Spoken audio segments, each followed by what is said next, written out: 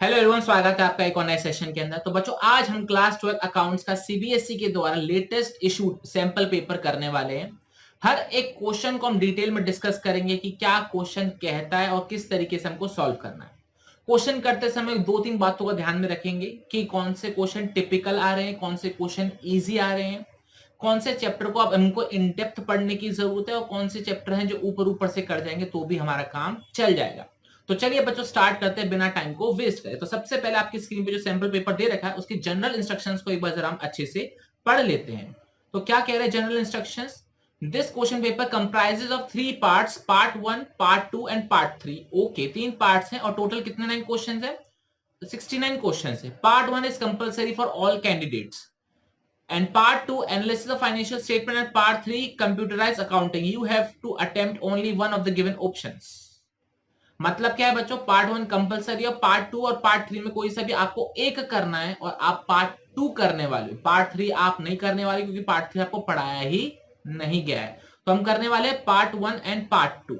ये चीज क्लियर हो गई? ओके, पार्ट 3 हमारे मतलब का नहीं है। अब आगे पढ़ते हैं। Part 1 contains 3 section, section A B C. Okay, 3 section है बच्चों पार्ट 1 के अंदर। Section A has 1 to 18, 18 question है। सेक्शन बी हैज 19 to 36, इसमें भी 18 क्वेश्चन है। सेक्शन ए में भी 18, सेक्शन बी में भी 18। आपको दोनों सेक्शन के अंदर 15-15 सवाल करने हैं। मतलब ये कि सेक्शन ए के अंदर आपको इंटरनली 3 की चॉइस मिली है और सेक्शन बी के अंदर भी आपको इंटरनली 3 चॉइस दे रखी है। ठीक है, तो आउट ऑफ टोटल 36 आपको 30 क्वेश्चंस अटेम्प्ट करने हैं। यही चीज क्लियर होगी आपको? ओके, अगला पॉइंट क्या दे रखा है बच्चों? पार्ट 1 का सेक्शन सी बोल रहा है कि हमने 37 से 41 तक दिए हैं। मतलब 37, 38, 39, 40, 41 5 क्वेश्चन दिए हैं और आपको कोई भी 4 करने हैं। इन शॉर्ट 41 क्वेश्चन में से, इन शॉर्ट 41 क्वेश्चंस में से आपको 34 क्वेश्चंस करने हैं in section A, sorry in part 1। यहां तक क्लियर हो गया? ओके, पार्ट 2 के अंदर आपको कितने सवाल दे रखे हैं? 42 से 48 एंड 49 से 55। और आपको कितने करने हैं? पहले वाले पार्ट में करने कोई भी 5 क्वेश्चन और दूसरे वाले पार्ट में करने कोई भी 6 क्वेश्चंस। मतलब कुल मिला के आपको 55 क्वेश्चन दिए जा रहे हैं पूरे पेपर के अंदर जो आपको करने हैं और 55 में से आपको 45 करने हैं। आपको टोटल सब चॉइसेस मिला के आपको 10 की चॉइसेस मिली हैं। ये चीज क्लियर हो गया? Okay, all questions carry equal marks and there is no negative marking. Negative marking का मतलब क्या होता है बच्चों? क्या बाय चांस आपका कोई क्वेश्चन गलत हो गया तो आपके मार्क्स डिडक्ट कर दिए जाएंगे? ऐसा बिल्कुल भी नहीं है। अगर आपको आंसर गलत हुआ तो आपको 0 अवार्ड होगा, कोई भी नेगेटिव मार्किंग नहीं होगी। और सारे क्वेश्चंस इक्वल मार्क्स के हैं, मतलब आपके 45 क्वेश्चंस आपको करने हैं तो हर एक क्वेश्चन आपका 0.88 मार्क्स का है। इस चीज का ध्यान रखिएगा। Specific instructions related to each part and subdivision section is mentioned clearly before the questions. Candidate should read them thoroughly and attempt accordingly. और हर एक सेक्शन के बाद इनके इंस्ट्रक्शंस दे रखे हैं, आपको अच्छे से पढ़ने हैं। ओके, अब बच्चों आते हैं मेन अपने सवाल पे। क्वेश्चन क्या है? सबसे पहला, from the question number 1 to 18 attempt any 15 questions. ठीक है, आपको पहले 18 में से कोई भी 15 क्वेश्चन सॉल्व करने हैं। और एक इंपॉर्टेंट बात, जो होते खुराफाती दिमाग वाले जो पूरे 18 के 18 सॉल्व कर देंगे, तो ध्यान रखिएगा आपके पहले 15 ही काउंट करे जाएंगे। इस चीज का ध्यान रखना। जो भी 1 to 18 सारे टिक लगाकर आते हैं तो उनके 1 to 15 ही काउंट करे जाएंगे। 16, 17, 18 को इग्नोर कर दिया जाएगा, भले वो सही क्यों ना हो। क्लियर? ओके, पहला question, gain loss on revaluation at the time of change in profit share ratio of existing partner is shared by dash, where in case of admission of a partner it is shared by dash. Question क्या दे रहा है, फिर से read करेंगे। At the time of change in PSR, तो revaluation का profit loss किनके बीच में शेयर किया जाता है? और at the time of admission revaluation का प्रॉफिट एंड लॉस किसके बीच में शेयर किया जाता है? Remaining partners, all partners, all partners, old partners, new partner, old partner, या फिर sacrificing partner and incoming partner. बताइए बच्चों, इसका करेक्ट आंसर क्या होगा? जब चेंज इन पीएसआर होता है तो किनके बीच में लॉस का रिवैल्यूएशन लॉस और गेन शेयर किया जाता है? और at the time of admission revaluation loss या प्रॉफिट किसमें शेयर किया जाता है? तो चलिए बच्चों डिस्कस कर लेते हैं। चेंज इन पीएसआर में सारे पार्टनर्स के बीच में शेयर किया जाता है, मतलब ऑल पार्टनर्स। और एडमिशन के टाइम पे पुराने पार्टनर्स में शेयर किया जाता है। तो correct answer is all and old. Clear? तो option number B is the correct answer. I hope आपको बच्चों ये चीज क्लियर हो गई होगी। ओके, अब बच्चों बात करते हैं अपने अगले सवाल की ओर। क्वेश्चन नंबर 2 क्या दे रखा है जरा रीड करेंगे। Calculate the amount of second and final call when Abhijit Limited issues equity shares of ₹10 each at a premium of 40%। 10 रुपए का आपने शेयर इशू किया है और 40% प्रीमियम, तो 10 रुपए का 40% कितना होता है? 4 रुपए। तो इन शॉर्ट आपने जो शेयर है टोटल 14 रुपए का इशू किया है, जिसमें 10 रुपए फेस वैल्यू है और 4 रुपए आपका प्रीमियम है। पेबल ऑन एप्लीकेशन 3 रुपए, अलॉटमेंट 5 रुपए, फर्स्ट कॉल 2 रुपए। आपको क्या बताना है? सेकेंड एंड फाइनल कॉल का अमाउंट कितना होगा? यह चीज आपको क्लियर है? ओके, तो चलिए बच्चों डिस्कस कर लेते हैं। आपको अगर सॉल्व करना है तो वीडियो को पॉज करो, फटाफट से सॉल्यूशन करो, जरा हम डिस्कस कर लेते हैं कि क्या इसका आंसर होने वाला है। बच्चों 10 रुपए का शेयर था, 4 रुपए का प्रीमियम है और इन टोटल आपने 14 रुपए का शेयर है जो इश्यू किया है। एप्लीकेशन कितने का है बच्चों? 3 रुपए का है। ओके, अलॉटमेंट कितने का है? बिल्कुल सही, 5 रुपए का है। ओके, ये भी बहुत सही। फर्स्ट कॉल कितने का हमारा? फर्स्ट कॉल है हमारा 2 रुपए का। तो आपको बताना है सेकंड एंड फाइनल कॉल कितना होगा। जरा बच्चों मुझे एक बात बताओ, क्वेश्चन साइलेंट होता है तो प्रीमियम कहां लगाते हैं? क्वेश्चन अगर साइलेंट होता है तो प्रीमियम कहां लगाते हैं? अलॉटमेंट पे लगाते हैं। और प्रीमियम का अमाउंट 4 रुपए है, तो मतलब इस 5 में 1 रुपए तो हमारी फेस वैल्यू है, 4 रुपए प्रीमियम है। यहां तक आपको क्लियर हो गया? ओके, अब निकाल लो सेकंड एंड फाइनल कॉल कितना आएगा। 3 रुपए ये, 4 रुपए ये, 2 रुपए ये, कितना हो गया? 6 रुपए हो गया। कितना बचा? 4 रुपए बचा। तो ये 4 रुपए क्या हो गया हमारा? बिल्कुल सही, सेकेंड एंड फाइनल कॉल की वैल्यू हो गई। क्या ये चीज बच्चों आपको क्लियर है अच्छे से? ओके, तो क्वेश्चन नंबर 2 का हमारा आंसर है B, second and final call ₹4। क्या ये लॉजिक क्लियर है आपको बच्चों? बहुत सही। तो बच्चों ऐसे क्वेश्चन भी आ सकते हैं और इसमें अपने बेसिक्स मत भूल जाइएगा कि जब क्वेश्चन साइलेंट होता है तो हम प्रीमियम के अमाउंट को अलॉटमेंट पर लगाते हैं। क्लियर? ओके, अब बच्चों अगला सवाल क्या दे रखा है जरा रीड करेंगे। Anish limited issued a prospectus inviting application for 2000 shares. Okay, applications were received for 3000 shares. Oh my God, ये तो ओवर सब्सक्रिप्शन हो गया। अनीश लिमिटेड ने 2000 शेयर के लिए एप्लीकेशन मंगवाई थी, लेकिन एप्लीकेशन आ गई कितनी? 3000 की आ गई। And pro rata allotment was made to the applicants of 2400 shares। Question में ये बोला जा रहा है बच्चों, अगर मैं आपको गौर से बताऊं तो क्वेश्चन में ये बोला गया है कि हमने 2000 एप्लीकेशंस क्या करी थी? मंगवाई थी, बट एप्लीकेशंस कितनी आ गई? 3000 आ गई। और इस 3000 के अंदर हमने 2400 का प्रो राटा अलॉटमेंट किया है। मतलब 2400 को हमने कितने दे दिए? 2000 शेयर दे दिए हैं। तो मतलब जो बचे हुए 600 शेयर हैं उनको क्या किया होगा? उनके सामने हमने हाथ जोड़ दिए होंगे और बोला होगा कि भैया लौट जाओ, हम आपको शेयर नहीं दे सकते। क्या ये चीज क्लियर हो गई आपको? ओके, आगे क्या दे रखा है? If Dhruv has applied, sorry, if Dhruv has been allotted, if Dhruv has been allotted 40 shares, how many shares he must have applied for. अगर ध्रुव भैया के पास 40 शेयर अलॉट हुए हैं तो उन्होंने कितने के लिए अप्लाई किया होगा? तो आपको बेसिक सी मैथमेटिक्स करनी है। चलो बच्चों वीडियो को पॉज करो, फटाफट से मुझे इसका आंसर बताओ कि क्या आएगा। हम भी सॉल्व कर ही देते लगे यार। इन्होंने बोला है 2400 को अगर 2000 दिए हैं, है ना, ये हमारा अप्लाइड था, ये हमारा अलॉटेड था, है ना, बिल्कुल ये हमारा अलॉटेड था। तो ध्रुव भैया को कितने शेयर्स अलॉटेड है? 40 शेयर अलॉटेड है, तो कितने उन्होंने अप्लाई करे होंगे? और जरा क्रॉस मल्टीप्लाई कर लेना बच्चों, आपका आंसर कितना आ जाएगा? 48। ये चीज आपको क्लियर हो गई? किस तरीके से हमने निकाला? 3000 में से हमने पहले 600 को रिजेक्ट किया। क्वेश्चन साइलेंट था इस पे कि 600 को क्या हुआ, तो वो रिजेक्ट किए जाएंगे। 2400 को उन्होंने 2000 दे दिए। अब क्वेश्चन में क्या लिखा था कि ध्रुव भैया को अगर 40 शेयर अलॉट हुए तो उन्होंने कितने के लिए अप्लाई किया होगा? तो आपको सिंपल सी मैथमेटिक्स लगानी है। अगर 2400 वालों को 2000 दिए, 40 वाले ने कितने अप्लाई किए होंगे? क्रॉस मल्टीप्लाई करो, 48 शेयर्स हमारा आंसर आ जाएगा। क्या ये चीज क्लियर है बच्चों आपको? ओके, तो करेक्ट आंसर क्या है हमारा? ऑप्शन नंबर सी, 48। लॉजिक के संग आपको क्लियर है? ओके, तो बच्चों ध्यान रखना यहाँ पे भी, अगर मेन इंपॉर्टेंट चीज अगर आपने यहाँ पे नोटिस करी हो वो ये क्या है कि वो कुछ भी पूछ रहे हैं। ये वर्किंग नोट का पार्ट होता था, अगर आपको याद हो तो हमारे शेयर्स के क्वेश्चन में वर्किंग नोट का पार्ट होता था, तो वर्किंग नोट का पार्ट तक पूछ रहे हैं। और ऊपर वाले क्वेश्चन में तो देखो उन्होंने हद ही कर दी। हद क्या करती, मतलब इतना बेसिक सवाल पूछ लिया उन्होंने, इतना बेसिक सवाल पूछ लिया कि जब हम क्वेश्चन को वर्किंग नोट बनाना चालू करते ना, 10 रुपए का शेयर, 2 रुपए अलॉटमेंट है, 3 रुपए एप्लीकेशन है, उन्होंने वो तक पूछ लिया। तो अब ये सोच लो, वो बेसिक से बेसिक चीज भी पूछ रहे हैं। और आप इनकी प्रैक्टिस अच्छे से कर रहे हो तो समझ लेना आपके मार्क्स बहुत अच्छे आने वाले हैं। तो ये चीज हमने देखी। और ऊपर वाला दे देखो, ऊपर वाला आप एक्सपेक्ट कर सकते हो आपसे ये सवाल पूछा जाएगा कि हाँ भाई, चेंज इन पीएसआर में रिवैल्यूएशन का प्रॉफिट किस में शेयर होता है और एडमिशन में किसका होता है। तो मतलब वो बेसिक्स को टच कर रहे हैं। अब हाई फाई क्वेश्चन करो, बेसिक्स को छोड़ के जा रहे हो तो बच्चों दिक्कत में आ जाओगे। क्लियर? ओके। अगला सवाल बच्चों जरा रीड करेंगे, क्या दे रखा है। Ambarish limited offer 2 lakh equity shares of ₹10 each. Okay.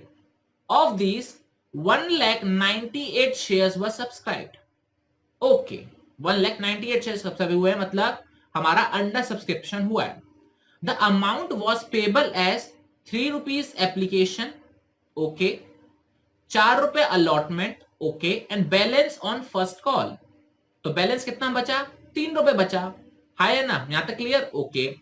If share holders holding 3,000 shares defaulted on the first call, okay, What is the amount of money received on the first call?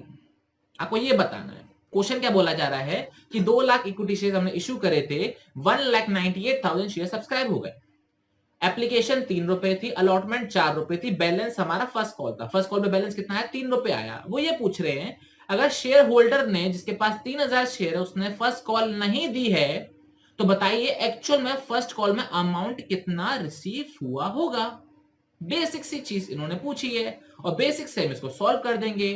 तो जरा बताओ shares कितने थे हमारे पास? 1,98,000। कितने share holder वाले ने पैसा नहीं दिया? 3,000 वाले ने पैसा नहीं दिया। ठीक है, तो नहीं आया पैसा। कितने रुपए मंगाए थे? ₹3 मंगाए थे। कैसे निकाला? ₹10 का शेयर था, एप्लीकेशन ₹3, अलॉटमेंट ₹4, बैलेंस कितना बचा? ₹3। तो बस ये ₹3 यहां पर आ गया। अब इसको जरा सॉल्व कर लो। 1,95,000 इंटू 3, सॉल्व करो कितना आता है? 5,85,000 आ जाता है। अब बच्चे यहां पे कंफ्यूज हो जाते हैं, क्यों? क्योंकि यहाँ पे अंडर सब्सक्रिप्शन हो रहा है। भैया जितने मांगोगे उतने भाई पैसे आएंगे। तो 1,98,000 पे पैसा मंगाया होगा, 3,000 पर नहीं आया तो 3,000 हटा दो। 195 पे पैसा आया होगा तो 195 into 3, 585 is the correct answer. Logic clear? Okay, तो 585 इज द करेक्ट आंसर। कोई दिक्कत, कोई परेशानी हो तो बताइए। नहीं, बहुत बढ़िया। तो बच्चों ये हो गया हमारा करेक्ट आंसर। जरा इसको मैं हाईलाइट कर देता हूं, एक सेकंड रुकिएगा। हाँ, हाईलाइट हो गया। हाँ गया, हाईलाइट का ऑप्शन क्यों नहीं आ रहा? एक सेकेंड। Correct, okay. अब बच्चों बात करते हैं अगले सवाल की ओर। अगला सवाल क्या है, जरा रीड करेंगे। अगला सवाल बोल रहा है, what will be the correct sequence of events. Correct sequence बताना है भाई ये कि कैसे कब क्या क्या होता है। Forfeiture, default, re issue, amount transfer to capital reserve. बताइए सीक्वेंस क्या क्या होता है। पहले फोरफीचर होता है, डिफॉल्ट होता है, री इशू होता है, कैपिटल रिजर्व में ट्रांसफर होता है। इसका सीक्वेंस बताना है, पहले कब, फिर क्या और लास्ट में क्या। बताइए बच्चों इसका करेक्ट आंसर क्या होगा? ए, बी, सी या फिर डी। चलिए बच्चों डिस्कस कर लेते हैं। सबसे पहले क्या होता है? डिफॉल्ट होता है, मतलब ऑप्शन नंबर 2 पहले नंबर पर आना चाहिए। उसके बाद हम क्या करते हैं? फोरफीट करते हैं। ठीक है, तो 2 पहले, 1 सेकेंड नंबर पर, फिर री इशू किया जाता है तो 2, 1, 3। उसके बाद अमाउंट को हम कहां ट्रांसफर कर देते हैं? कैपिटल रिजर्व में ट्रांसफर कर देते हैं। ये चीज आपको क्लियर हो गई बच्चों? ओके, तो 2, 1, 3, 4। तो करेक्ट आंसर कौन सा हो जाएगा हमारा? सी ऑप्शन हो जाएगा। पहले डिफॉल्ट होता है, फिर फोरफीट किया जाता है, फिर री इशू किया जाता है, उसके बाद जो अमाउंट बचता है उसको हम कैपिटल रिजर्व में ट्रांसफर कर देते हैं। क्लियर हो गया आपको? बहुत बढ़िया। तो ये हो गया हमारा क्वेश्चन नंबर 5। अब बच्चों बात करते हैं क्वेश्चन नंबर 6 में। क्वेश्चन नंबर 6 क्या दे रखा है, जरा रीड करेंगे। ये अच्छा क्वेश्चन है बच्चों। Arun and Vijay are partners in a firm sharing profit and losses in 5-1। Okay, Arun and Vijay partner है और 5-1 में शेयर करते हैं। हमको बैलेंस शीट का एक्सट्रैक्ट दे रखा है, उसमें मशीन की वैल्यू कितनी दे रखी है, हमको 40,000 दे रखी है। If the value of the machinery reflected in the balance sheet is overvalued by 33.13%, find out the value of machinery to be shown in the new balance sheet. Question में क्या दे रखा है कि 40 साल की जो बैलेंस शीट है वो एक्चुअल में 33% ओवर वैल्यूड है, वो एक्चुअल में ओवर वैल्यूड है। तो आपको ये बताना है कि इसकी करेक्ट वैल्यू कितनी होनी चाहिए, 44,000, 48,000, 32,000 या फिर 30,000। बताइए बच्चों इसका करेक्ट आंसर क्या होगा, 44,000, 48,000, 32,000 या फिर 30,000। तो चलिए बच्चों डिस्कस कर लेते हैं। आप अगर वीडियो पॉज करके सॉल्व करना चाहते हैं तो पहले सॉल्व कीजिए। क्वेश्चन में क्या दिख रहा है कि 40,000 की जो वैल्यू है ये एक्चुअल में 33% ओवर वैल्यूड है। तो अगर मैं बात करूं कि कोई वैल्यू 33% ओवर वैल्यूड है, तो मतलब अगर किसी एसेट की वैल्यू 100 रुपए होनी चाहिए तो इसकी वैल्यू कितनी है, 133% है ना, कितनी है, 133.33 है। ओके, 133.33 है। यहां तक आपको क्लियर हो गया। तो हमको कौन सी वैल्यू निकालनी है, उसकी 100 वाली वैल्यू निकालनी है। एक्चुअल में क्वेश्चन में दे रखा है कि 40 साल की जो वैल्यू है 33% ओवर वैल्यूड है। तो कोई असेट अगर 100 रुपए का होना चाहिए तो 33% ओवर वैल्यूड हो गया, तो मतलब क्या है, 133.33 का हो गया। तो हमको 100 वैल्यू वाली निकालनी है। तो 100 वाली क्या हो गई, x हो गई। अब बस आपको इसको सॉल्व कर देना है। सॉल्व करिए तो क्या आता है, x is equals to 40,000 into 100 upon 133.33। और जब आप इसको सॉल्व करोगे अच्छे तरीके से, पॉइंट हटा के कैलकुलेट करोगे, तो आपको जो करेक्ट आंसर आएगा वो आएगा हमारा ऑप्शन नंबर डी, 30,000। ठीक है, कैलकुलेशन में मैं आपका समय बचा रहा हूं। इसका जो करेक्ट आंसर वो कितना होगा, 30,000 होगा। क्या ये चीज आपको क्लियर है? तो करेक्ट आंसर क्या होगा हमारा, ऑप्शन नंबर डी, 30,000। क्या ये लॉजिक आपको क्लियर है? ओके, तो चलिए बच्चों अब चलते हैं अपने अगले क्वेश्चन की ओर। पहले इस आंसर को टिक लगा देते, 30,000 इज द करेक्ट आंसर। अगला सवाल क्या दे रखा है, जरा रीड करेंगे। इतना सही है, which of the following is true regarding salary to a partner when the firms maintain fluctuating capitals account. अगर फर्म का फ्लक्चुएटिंग कैपिटल अकाउंट है तो पार्टनर को अगर सैलरी दी जा रही है तो कौन सा स्टेटमेंट है जो नीचे दिए गए 4 ऑप्शंस में से सही माना जाएगा? Option number A, debit partners loan account and credit P&L appropriation account.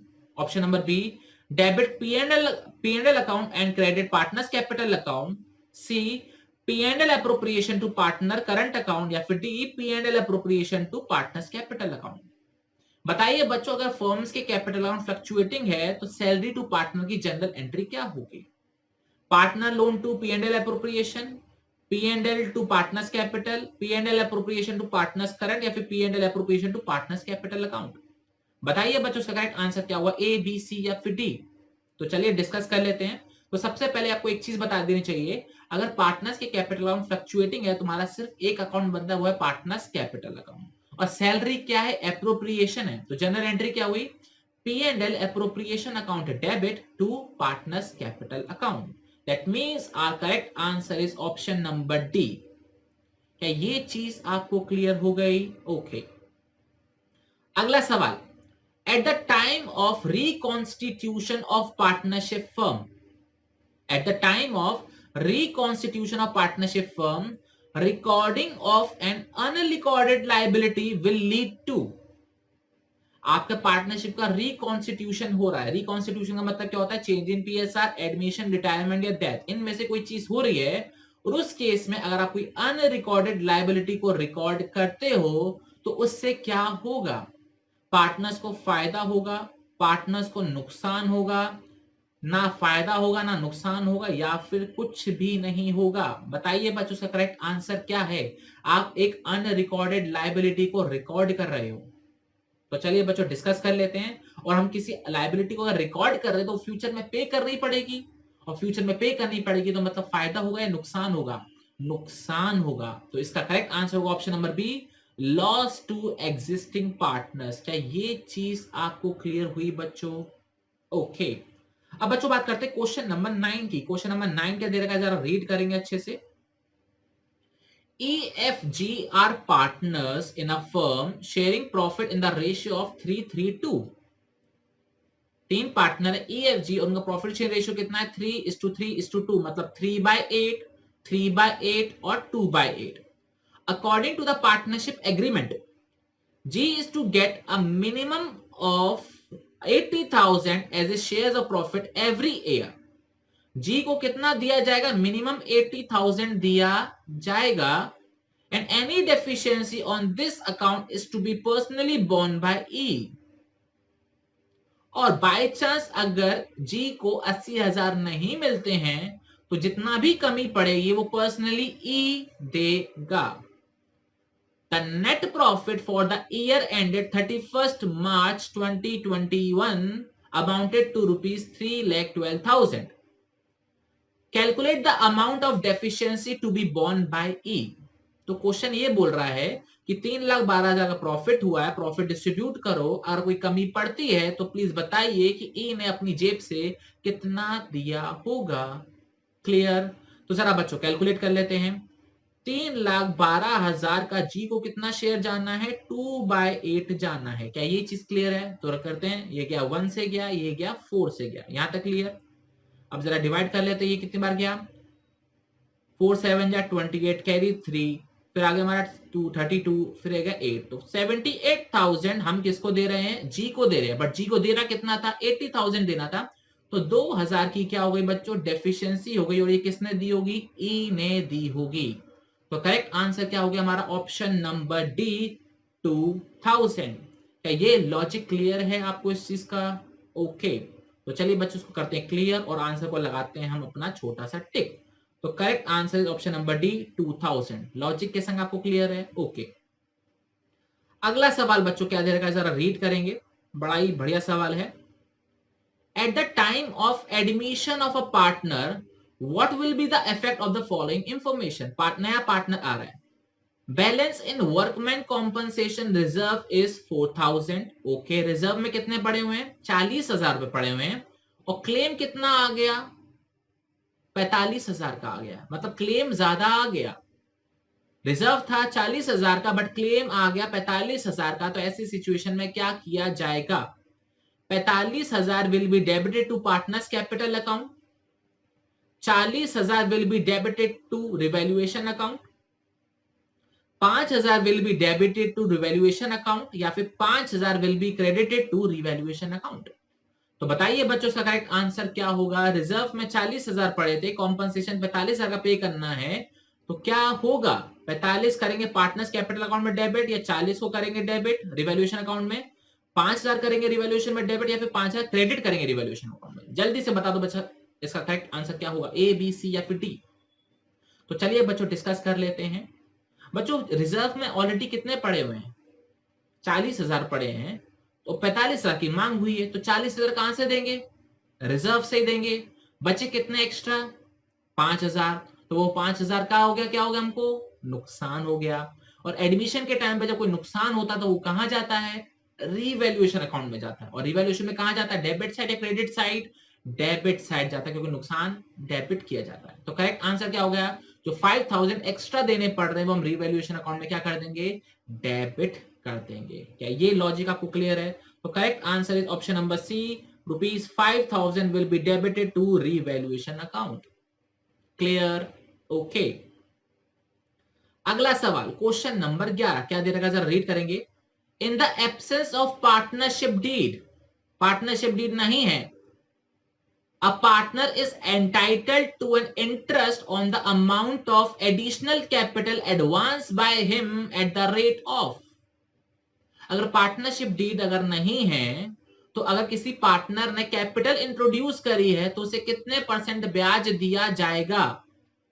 6% on additional capital only when there are profits, 10%, 12% या फिर नो इंटरेस्ट?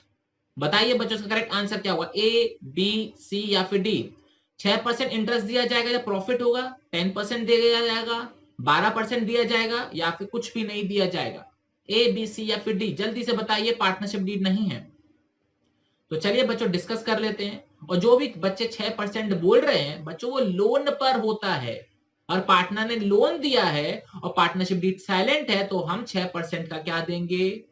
इंटरेस्ट देंगे। बट कैपिटल पर कुछ भी नहीं दिया जाएगा और पार्टनरशिप डीड साइलेंट है। तो करेक्ट आंसर होगा option number D, no entitle for any interest on additional capital. Clear? Okay. अगला सवाल बच्चों क्या दे रखा है, जरा रीड करेंगे। Revaluation of asset at the time of reconstitution is necessary because their present value may be different from market value, net value, cost value या फिर book value। बताइए बच्चों इसका करेक्ट आंसर क्या होगा? हम रिवैल्यूएशन क्यों करते हैं? क्योंकि उनकी वैल्यू किससे डिफरेंट हो सकती है? मार्केट वैल्यू से, नेट वैल्यू से, कॉस्ट ऑफ एसेट से या फिर बुक वैल्यू से। बताइए बच्चों इसका करेक्ट आंसर क्या होगा? ए, बी, सी या फिर डी? तो चलिए बच्चों डिस्कस कर लेते हैं। और रिवैल्यूएशन के टाइम पे हम जो भी वैल्यू को असेस करते हैं वो मार्केट वैल्यू पे करते हैं, क्योंकि हमको पता है कि जो बुक में हमारी प्रेजेंट वैल्यू दिखाई दे रही है वो मार्केट वैल्यू से अलग हो सकती है। तो करेक्ट आंसर हो जाएगा हमारा ऑप्शन नंबर ए, मार्केट वैल्यू। क्या ये चीज आपको क्लियर हुई बच्चों? ओके। अगला सवाल। आज बच्चों हम आधे सवाल करेंगे, आधे सवाल हमारे नेक्स्ट सेशन के अंदर रिकॉर्ड होंगे, ठीक है? तो सेशन 1 घंटे का जा सकता है, क्योंकि अगर आप 25-30 क्वेश्चन करते हो, 2 मिनट भी क्वेश्चन पे दोगे तो 1 घंटा तो लग ही जाएगा। बट क्वेश्चन करना आपके लिए जरूरी है। अगला सवाल क्या दे रखा बच्चों? If average capital employed is ₹8 lakhs, average capital employed 8 lakh है, एवरेज एक्चुअल प्रॉफिट कितना? 1,80,000। नॉर्मल रेट ऑफ रिटर्न कितना दे रखा है आपको? 10% दे रखा है। Then value of goodwill as per capitalization of average profit is 10 lakh, 18 lakh, 80 lakh या फिर 78,20,000। बताइए बच्चों इसका करेक्ट आंसर क्या होगा? आपको फॉर्मूला याद है तो आप तुरंत कैलकुलेट कर सकते हो कि कैपिटलाइजेशन ऑफ एवरेज प्रॉफिट का फॉर्मूला क्या होता है। वैल्यू पुट करोगे और आपको आंसर आ जाएगा। तो वीडियो को पॉज करो, फटाफट से मुझे बताइए कि इसका करेक्ट आंसर क्या होगा। 10 लाख, 18 लाख, 80 लाख या फिर 78,20,000। तो हम तो चलिए अब सॉल्व कर रहे हैं, आप भी फटाफट से मुझे बताइए क्या आंसर होना चाहिए। तो फॉर्मूला होता है गुडविल का हमारा average profit upon NRR into 100 minus capital employed. ये होता है हमारा फॉर्मूला किस चीज का? Capitalization of average profit. तो एवरेज प्रॉफिट कितना दे रखा है हमको? 1,80,000 दे रखा है। NRR कितनी दे रखी है हमको? 10% दे रखी है इंटू 100 और माइनस करेंगे कैपिटल एम्प्लॉयड कितनी दे रखी है? 8 लाख। यहां तक आपको क्लियर हो गया? ओके। तो ये कितना आ गया आपका? 1,80,000 को जरा हम करें 10% से डिवाइड तो 18 लाख आ गया। तो 18 लाख माइनस 8 लाख कितना हो जाता है?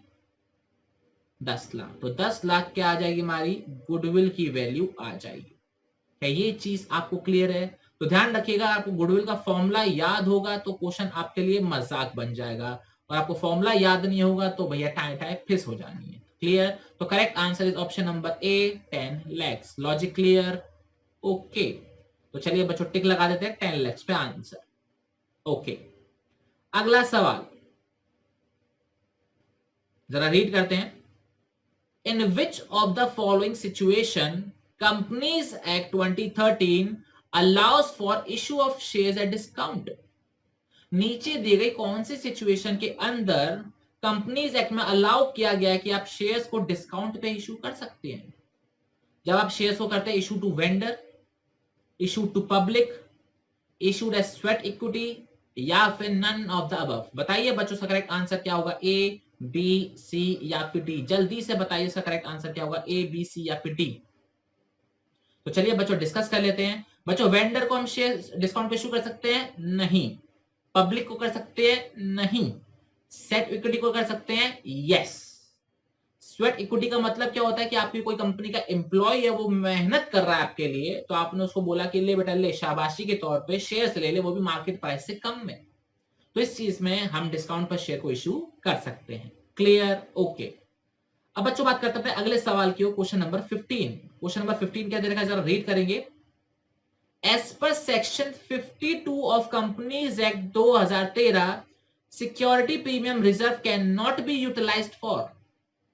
ये बहुत ही इंपॉर्टेंट सवाल है, क्योंकि ये सवाल हम थ्योरी उठाकर ही नहीं देखते हैं, और ये प्योर थ्योरी पूछ रही है। मतलब क्वेश्चन नंबर 14 प्योर थ्योरी है और क्वेश्चन नंबर 15 प्योर थ्योरी है, क्योंकि ये चीज हमको कभी ना तो पढ़ाई जाती है नॉर्मली, ना हम इस चीज पे ध्यान देते हैं। क्योंकि जैसे शेयर का चैप्टर चालू होता है, general entry general entry general entry, हमको ये पता होता है कि शेयर हम डिस्काउंट पर इशू नहीं करते, बट कहां कर सकते हैं ये कोई नहीं बताता है, जनरली कोई नहीं बताता है, बट क्वेश्चन में पूछा जा रहा है। तो आप ये समझ लीजिए थ्योरी पे कितना एम्फेसिस किया जा रहा है। तो बताइए बच्चों, as per section 52 companies act 2013 security premium को किस पे यूटिलाइज नहीं किया जा सकता। ऑप्शंस आपके सामने हैं, जरा देखते रहते हैं। Writing of capital losses, issue off fully paid bonus shares, writing of discount on issue of securities, writing of preliminary expenses. बताइए बच्चों इसका करेक्ट आंसर क्या होता है, ए, बी, सी या फिर डी। जल्दी से बताइए इसका करेक्ट आंसर क्या होगा, ए, बी, सी या फिर डी। तो चलिए बच्चों डिस्कस कर लेते हैं। अगर आपने सेक्शन नंबर 52 पढ़ रखा है तब तो बहुत अच्छी बात है, अगर नहीं पढ़ रखा तो उस पर जाके बड़ा बड़ा इंपॉर्टेंट मार्क कर लो कि ये एग्जाम में पूछा है, सैंपल पेपर पूछा जा चुका है, तो एग्जाम में भी पूछा जा सकता है। तो इसका जो करेक्ट आंसर है बच्चों वो है और option number A, writing of capital losses. ये हम नहीं कर सकते, बाकी तीनों चीजें करी जा सकती हैं। क्या ये चीज आपको क्लियर है? ओके तो चलिए बच्चों अगला क्वेश्चन रीड करते, क्या दे रखा है। Net assets minus capital reserve is, net asset minus capital reserve is purchase consideration, goodwill, total asset या फिर लिक्विड एसेट। बताइए बच्चों इसका करेक्ट आंसर क्या होगा। Net assets minus capital reserve is purchase consideration, goodwill, total assets या फिर liquid assets.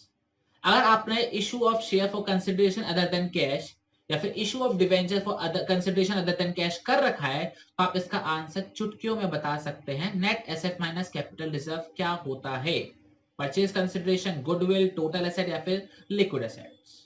तो चलिए बच्चों डिस्कस कर लेते हैं। इसका जो करेक्ट आंसर है बच्चों वो है ऑप्शन नंबर ए, परचेज कंसिडरेशन।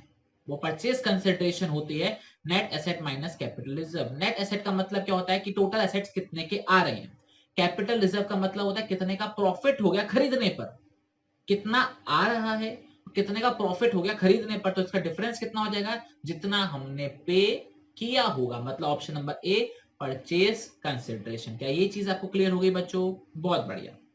अगला सवाल क्वेश्चन नंबर 17 क्या दे रखा है जरा रीड करेंगे। Kalki and Kumud were partners sharing profit and losses in the ratio of 5:3.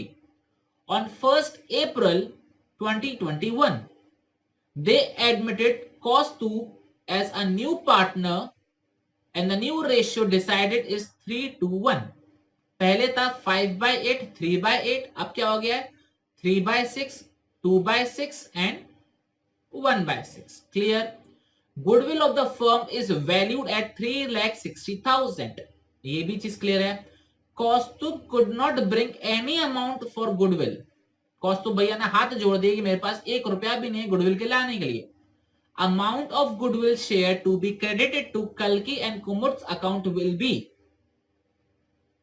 37,500, 22,500, 30,30, 36-24 या फिर 45-15। बताइए बच्चों इसका करेक्ट आंसर क्या होगा, ए, बी, सी या फिर डी। तो चलिए बच्चों डिस्कस कर लेते हैं। आप भी वीडियो पॉज करके कैलकुलेट कर लो, और जो कैलकुलेट नहीं कर रहे वो मेरे संग सॉल्व करेंगे।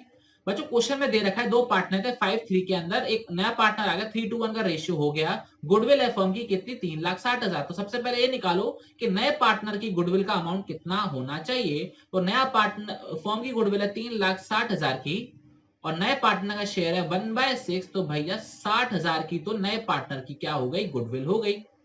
अब कॉस्ट ऑफ गुडविल का अमाउंट लाए या ना लाए, पार्टनर्स को तो क्रेडिट होगा, चाहे गुडविल से करो चाहे उसकी कैपिटल अकाउंट से करो, तो वो कितना कंट्रीब्यूट करना है वो बताना है। तो ऑब्वियस सी बात हमको पता होता है जब नया पार्टनर गुडविल का पैसा लेकर आता है चाहे नहीं लेकर आता है तो कौन से रेशियो में हम डिस्ट्रीब्यूट करते हैं गुडविल के अमाउंट को, सेक्रीफाइसिंग रेशियो में क्या करते हैं, बिल्कुल सही, डिस्ट्रीब्यूट करते हैं। तो 60,000 को हमको सेक्रीफाइसिंग रेशियो में क्या करना है, डिस्ट्रीब्यूट करना है। अब हमारे दिमाग में सिर्फ एक ही चीज आनी चाहिए कि भैया सेक्रीफाइसिंग रेशियो क्या है। तो सेक्रीफाइसिंग रेशियो का फॉर्मूला क्या होता है, ओल्ड माइनस न्यू। तो कल की का ओल्ड है हमारा 5/8, न्यू है हमारा 3/6। इसको सॉल्व कर देना है। एलसीएम कितना आएगा बच्चों, जरा रीड करेंगे। 18 और 6 का एलसीएम बताओ कितना होता है, 24 होता है। तो ये हो गया 15 और ये कितना हो गया 12। तो 3/24 किसका आ गया, कल की का आ गया। कुमत का निकालो जरा, 3/8 माइनस 2/6। एलसीएम अगेन इसका कितना आएगा, 24 आएगा। ये कितना आ गया तुम्हारा 9 और ये कितना आ गया तुम्हारा 8, 1/24। तो सेक्रीफाइसिंग रेशियो कितना हो गया बच्चों, 3:1। अब जरा 3:1 में जरा इसको डिस्ट्रीब्यूट कर दो 60,000 को, कितना आता है, 4 से डिवाइड करो 15, 45, 15 will be the correct answer. मतलब option number D correct answer होगा। क्या लॉजिक क्लियर है, कैलकुलेशन क्लियर है बच्चों आपको, बहुत बढ़िया। तो इसको करते हैं क्लियर और आंसर को करते हैं मार्क। तो option number D 45,000 15,000 respectively is the correct answer. कल की को मिलेगा 45, कुमुद को मिलेगा 15। क्लियर। और कॉस्ट के कैपिटल अकाउंट से या करंट अकाउंट से कितने निकाल लिए जाएंगे, 60,000 निकाल लिए जाएंगे। चलो बच्चों आगे बढ़ते हैं। क्या दे रखा है, क्वेश्चन नंबर 18। क्या दे रखा बच्चों, सर्वेश, श्रीनिकेतन एंड श्रीनिवास। सर्वेश, श्रीनिकेतन और Shrinivas are partners in a firm in the ratio of 5:3:2, 5/10, 3/10, 2/10. If Sriniketan's shares of profit at the end of the year is 1,50,000, what will be Sarve's shares of profit? तो question क्या कह रहा है बच्चों, हमारा 5/10 एक रेशियो है किसका, सर्वेश का। श्रीनिकेतन का 3/10 है और श्रीनिवास का कितना है, 2/10 है। यहां तक आपको क्लियर हो गया, ओके। श्रीनिकेतन का प्रॉफिट आपको कितना दे रखा है, 1,50,000 दे रखा है। आपको सर्वेश का निकालना है। यहां तक आपको क्लियर हो गया, ओके। तो बच्चों एक सिंपल सा लॉजिक समझते हैं। अगर x प्रॉफिट हुआ हमारा इन टोटल, तो x का 5/10, सॉरी x का श्रीनिकेतन है ना, श्रीनिकेतन हमारा 3/10 है, तो x का 3/10 कितना होता है हमारा, 1,50,000 है ना। अगर फर्म का प्रॉफिट हमारा x हुआ है और x का 3/10 हमने किसको दिया होगा, श्रीनिकेतन को दिया होगा, तो श्रीनिकेतन को 1,50,000 मिला है। तो जरा मुझे बताओगे x का अमाउंट कितना है, तो x का अमाउंट हमारा कितना हो जाएगा, 5 लाख रुपीस हो जाएगा। मतलब इन शॉर्ट हमको प्रॉफिट टोटल कितना हुआ है, 5 लाख रुपीस का हुआ होगा, तभी तो उसका 3/10 हमने किसको दिया, श्रीनिकेतन को दिया है। यहां तक आपको क्लियर हो गया, ओके। अब आपको सर्वेश का बताना है। सर्वेश का कितना था, 5/10 था। जरा 5/10 निकाल लो फटाफट से। तो 5/10 कितना हो गया, 2,50,000। सिंपल। कोई दिक्कत कोई परेशानी हो तो बताइए बच्चों। इस क्वेश्चन में हमने क्या किया, let the total profit be x। तो x का 3/10 कितना होता है, 1,50,000, क्योंकि क्वेश्चन में दे रखा है कि श्रीनिकेतन को 1,50,000 दिया गया है। तो हमने टोटल प्रॉफिट निकाल लिया कि 5 लाख का हुआ होगा। बस उसमें सर्वेश का शेयर मल्टीप्लाई कर दो 5/10, तो कितना आ गया, 2,50,000 आ गया। तो क्वेश्चन नंबर 18 का आंसर कितना हो गया हमारा, option number D, 2,50,000। Clear, okay. Rough कर दूं इसको, कर दिया। अब आंसर को टिक लगा देते हैं, option number D, 2,50,000 is the correct answer. पक्का, ओके। Question number 19। अब क्वेश्चन नंबर 19 पर आ गए, इसका मतलब है हमने सेक्शन नंबर ए कंप्लीट कर लिया है और सेक्शन नंबर ए में हमको 18 में से कोई भी 15 करने थे। तो बच्चों अगर आपको कहीं भी डाउट हो, किसी भी क्वेश्चन में अगर आपको डाउट हो कि यार होगा कि नहीं होगा, तो आप उस क्वेश्चन को छोड़ देना। आपके पास 3 क्वेश्चन की चॉइस थी सेक्शन ए के अंदर, ठीक है। अब अगला क्वेश्चन क्या दे रखा है, 19 से 36 के अंदर आपको कोई भी 15 क्वेश्चन सॉल्व करने हैं। मतलब आप 19 से 36 में कोई भी 3 क्वेश्चन को छोड़ सकते हो, बट हम कोई भी क्वेश्चन नहीं छोड़ने वाले भी हाल फिलहाल, ओके। अब ये सवाल करते क्या दे रखा है, जरा रीड करेंगे। एंजल एंजल नहीं है, angle and circle were partners in a firm. Their balance sheet showed furniture कितने का दे रखा है, 2 लाख का दे रखा है। स्टॉक कितना दे रखा है, 1,40,000 का दे रखा है। डेटर्स कितना दे रखा है, 1,62,000। एंड क्रेडिटर्स कितने दे रखे हैं, क्रेडिटर दे रखे हैं 60,000 के, okay. Square was admitted as a new partner and new profit share ratio agreed as 235. Angle circle partner थे, ओके, और उनका जो प्रॉफिट शेयर रेशियो अभी तक कुछ नहीं दे रखा, तो हम इक्वल मान के चलेंगे। यहां तक आपको क्लियर हो गई, ओके। बैलेंस शीट में फर्नीचर दे रखा था, 2 लाख का स्टॉक था, एक 40 का डेटर थे, एक 62 के क्रेडिटर थे, 60,000 के। स्क्वायर को एडमिट कर लिया, उनका जो प्रॉफिट शेयर रेशियो हो गया वो कितना हो गया, 235 का हो गया। स्टॉक को रीवैल्यूड किया गया है 1 लाख पर। तो स्टॉक पहले कितने का था, 40,000 का था, अब कितने का हो गया, 1 लाख का हो गया, मतलब 40,000 का नुकसान हो चुका है। Creditors of rupees 15,000 are not likely to be claimed, मतलब ये बोला जा रहा है कि 15,000 के क्रेडिटर को पेमेंट देने की जरूरत नहीं है। तो मतलब ये क्या हो गया, हमको प्रॉफिट हो गया। यहां तक आप क्लियर हो गया, okay. Debtors for rupees 2,000 have become irrecoverable, 2,000 के बैड डेट हो गए। And provision for doubtful debt is to be provided at 10%, okay. तो 10% का हमको प्रोविजन भी देना है, मतलब एक और नुकसान हो गया। Angel shares in loss on revaluation amounted to rupees 30,000, revalued value of furniture will be. तो ये सवाल बहुत ही बढ़िया है। अब बच्चों इसको सॉल्व करने के लिए सबसे पहले आपको क्या करना पड़ेगा, एक रीवैल्यूएशन अकाउंट का फॉर्मेट बनाना पड़ेगा रफ कॉलम के अंदर। तो चलिए रफ कॉलम निकाल लेते हैं, फटाफट से इसको सॉल्व करते हैं, ठीक है।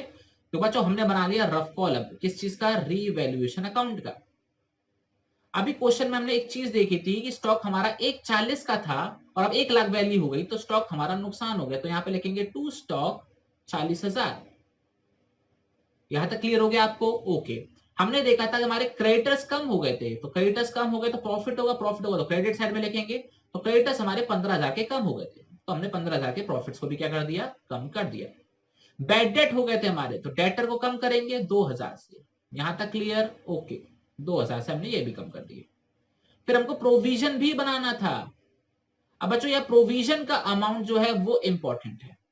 बैलेंस शीट में हमको डेटर्स कितने दे रखे थे, 1,62,000 के दे रखे थे, जिसमें से 2,000 के तो बैड डेट हो गए, तो 2,000 हटाओ, कितने हो गए, 1,60,000। अब प्रोविजन जो बनेगा ना बच्चों, वो इस 1,60,000 पर बनेगा, इस चीज का ध्यान रखना, क्योंकि बैड डेट पे प्रोविजन बनाने की कोई जरूरत तो है नहीं। तो 1,60,000 का 10% निकालो, कितना होता है, 16,000 होता है। तो प्रोविजन कितने का बनाएंगे हम, 16,000 का बनाएंगे। यहां तक आपको क्लियर हो गया, ओके। और क्वेश्चन में एक चीज और दे रखी थी, लॉस का शेयर दे रखा था। किसका लॉस का शेयर दे रखा था, एंगल का लॉस का शेयर दे रखा था 30,000 का, ठीक है। तो एंगल का लॉस का शेयर निकाल लेते हैं, तो बाय लॉस एंगल 30,000। आपको रीवैल्यूएट फिगर ऑफ फर्नीचर निकालनी है। यहां तक आपको क्लियर हो गया, ओके। तो बस आपको देखना है बैलेंसिंग फिगर कहां आ रही है। मुझे एक बात बताओ, अगर एंगल का लॉस 30,000 है तो सर्कल का लॉस कितना होगा, अगर प्रॉफिट शेयर रेशियो 1:1 है तो। बिल्कुल सही, एंगल को 30,000 का लॉस हो रहा है तो इसको भी 30,000 का क्या होगा, लॉस होगा। यहां तक आपको क्लियर हो गया, ओके। तो टोटल लॉस कितना हो गया हमारा, 60,000 का हो गया। अब जरा डेबिट साइड और क्रेडिट साइड का टोटल निकालो बच्चों, कितना आ रहा है, डेबिट साइड का और क्रेडिट साइड का टोटल निकालो, कितना आ रहा है। तो यहां पर कितना आ रहा है बच्चों, 75,000 आ रहा है। यहां पे कितना आ रहा है, टोटल 75,000 आ रहा है, ओके। और यहां पे कितना आ रहा है, 40,000, 16,000, 56,000, 56,000, 58,000, 58,000 इधर आ रहा है। तो किस साइड शॉर्ट पड़ रहा है, डेबिट साइड शॉर्ट पड़ रहा है, कितने का, 17,000 का। तो मैं ये कह सकता हूँ रिवैल्यूएशन पर हमको फर्नीचर पर लॉस हुआ होगा, फर्नीचर पर हमको रिवैल्यूएशन पर लॉस हुआ होगा, क्योंकि बैलेंसिंग फिगर 17,000 यहां पर आ रही है। यहां तक क्लियर हो गया। मैं फिर से बताता हूं, स्टॉक की वैल्यू 40 से कम हुई थी, हमने लिख दी। क्रेडिटर की वैल्यू 15,000 से कम हुई थी, हमने यहां लिख दी। बैड डेट हुआ था, हमने 2,000 यहां लिख दिया। फिर प्रोविजन बनाना था, फिर हमने यहां लिख दिया। फिर क्वेश्चन में बोला गया था कि लॉस हुआ 30,000 का एंगल को, तो वो लिख दिया। अब उन्होंने पूछा था कि फर्नीचर की रीवैल्यूएड अमाउंट बताओ, तो फिर हमने क्या किया, रिवैल्यूएशन अकाउंट बनाया। यहाँ पे सर्कल का लॉस लिखा, क्योंकि एंगल को 30,000 का लॉस हो रहा है तो सर्कल को भी 30,000 का लॉस होगा, क्योंकि प्रॉफिट शेयर रेशियो नहीं दे रखा था। हमने इसको 1:1 एज्यूम कर लिया। तो 30,000 तो कितना हो गया, 60,000 हो गया। यहाँ का टोटल कितना आ रहा है, क्रेडिट साइड का 75,000 आ रहा है, और यहाँ का टोटल कितना आ रहा था, 58,000 आ रहा था। बैलेंसिंग फिगर कितना बचा, 17,000। तो किसका माना जाएगा, फर्नीचर का माना जाएगा। फर्नीचर की वैल्यू 17,000 कम हो गई है। यहां तक आपको क्लियर है, ओके। स्पीड थोड़ी तेज हो सकती है मेरी। अब जरा फर्नीचर का अमाउंट कितना दे रखा है जरा बच्चों, फर्नीचर का अमाउंट हमको दे रखा था 2 लाख का, 17,000 वैल्यू कम हो चुकी है, तो रीवैल्यूड फिगर कितनी होगी, रीवैल्यूड फिगर कितनी होगी? अगर 2 लाख का हमारा फर्नीचर है, 17,000 का नुकसान हो गया है, तो रीवैल्यूड फिगर कितनी होगी? 1,83,000। क्या ये लॉजिक क्लियर है? ये 17,000 के लिए हमने वो रिवैल्यूएशन अकाउंट बनाया था। तो correct answer option number D, 1,83,000। क्या ये लॉजिक आपको क्लियर है? बहुत बढ़िया। तो अब रफ करते हैं इस चीज को और मार्क करते हैं हमारा correct answer option number D, 1,83,000। Clear? Okay. अगला सवाल, इसको बच्चों लगाओ बहुत ही ज्यादा इंपॉर्टेंट, यहां पर 90% बच्चे करेंगे इस चीज को गलत। क्वेश्चन क्या है? Asha and Nisha are partner sharing profit in the ratio of 2:1। Asha and Nisha 2:1 में शेयर कर रहे हैं। कशिश को एडमिट किया 1/4 शेयर के लिए, of which 1/8 was gifted by Asha and remaining by Nisha. ठीक है। Goodwill of the firm is valued at 40,000। Goodwill of the firm is valued at 40,000। How much amount of goodwill will be credited to Nisha's capital account?